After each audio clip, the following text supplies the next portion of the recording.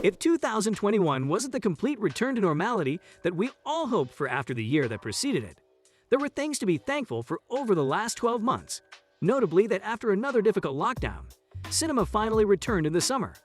Films returned to their natural home on the big screen, long awaited and long delayed. New movies were finally released into the world, and audiences could, at long last, experience the thrill of cinema together again. And among the movies that did finally hit the screen, there was something for everyone. A stack of banging blockbusters, sprawling sci-fi epics, all-singing, all-dancing musicals, intimate character dramas, pulse-pounding thrillers, and uncategorizable oddities. Against all the odds, cinema proved to be more alive than ever before, as you'll see in today's video, wherein we make you privy to the top 10 best movies of 2021. But before we begin, we request you subscribe to the channel and press the bell icon to never miss another upload of ours. Having said that, let's jump right in. Number 10. Another Round. Thomas Vinterberg's exploration of alcohol is a cinematic unicorn. It's hard to think of anything else like it that so seamlessly mixes slapstick with tragedy, that portrays breakdowns and death, but also climaxes with a joyous dance sequence that presents a subject matter from so many perspectives without hitting you over the head with morality lessons. Mads Mikkelsen is incredible, is he ever not, as Martin, a middle-aged school teacher, having an extreme midlife crisis, bored of his job, bored of his life, while his colleagues Tommy, regular Vinterberg collaborator Thomas Bo Larsen, Peter, Lars Rand, and Nicolaj, Magnus Milling, are just as good. Whether you've had your own experiences with alcohol or haven't touched a drop, it's resonant stuff, provocatively existential, but mostly just really funny and really sad. It won Vinterberg an Oscar for Best International Feature Film, deservedly so. It's overwhelmingly affecting. Number 9. Titane. What do you get when you combine two lonely protagonists, vehicular intercourse, and bone-crunching body horror? As it turns out, a surprisingly tender meditation on finding family in unexpected places. After announcing herself as a remarkable new directorial voice with her 2016 feature debut Raw, Julia Ducournau has delivered another blood-spattered banger with Titane. Newcomer Agid Rousseau is incredibly compelling as Alexia, a girl drawn to diesel and violence ever since a car crash in her youth, and playing opposite the gravitas of French legend Vincent Lindon, sparks really fly. Titane will make you laugh, make you cry, make your eyes widen and your fists clench, send you shrinking into your seat with its sheer audacity. Fasten your seatbelts. It's one hell of a ride. Number 8. The Mitchells vs. the Machines. The end of the Spider-Verse sequel might still be a way off, but its spiritual successor has already arrived.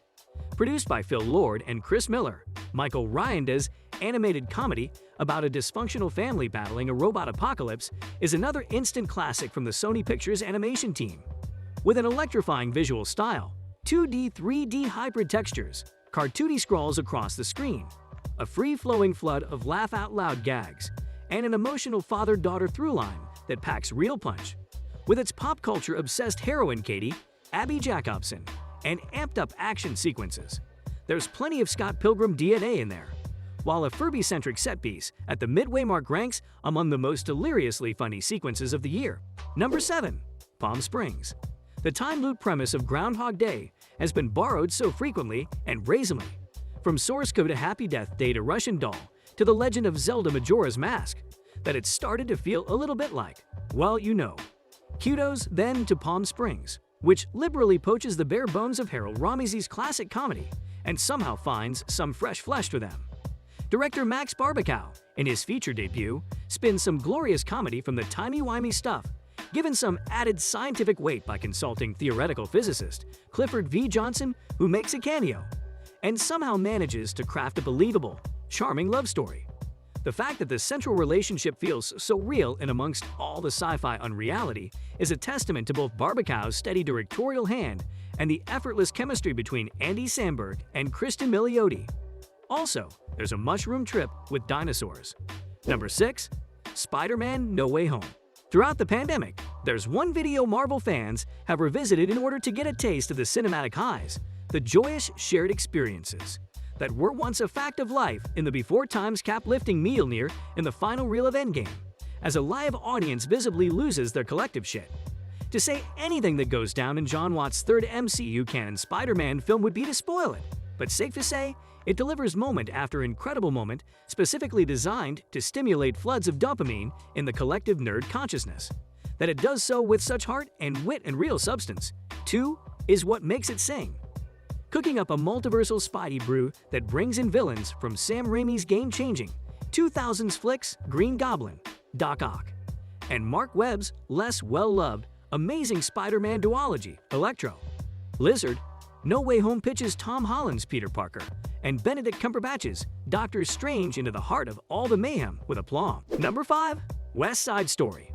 Legend has it that Steven Spielberg always wanted to direct a musical, and in his version of West Side Story, it shows. There's such vitality to the show-stopping set pieces hooked on those stellar songs by Stephen Sondheim and Leonard Bernstein. Sequences that seem to have sprung straight from Spielberg's subconscious and spilled onto the screen. Gorgeously choreographed, popping with color, and shot with graceful camera work that becomes part of the cinematic dance itself. Beyond the technical mastery and shining songs, West Side Story is packed with star-making turns. Rachel Zegler inhabits love-struck Maria with wide-eyed wonder and a steely determination. Ariana DeBose is a triple threat of talent, acting, singing, dancing, all knockout, who threatens to steal the entire show.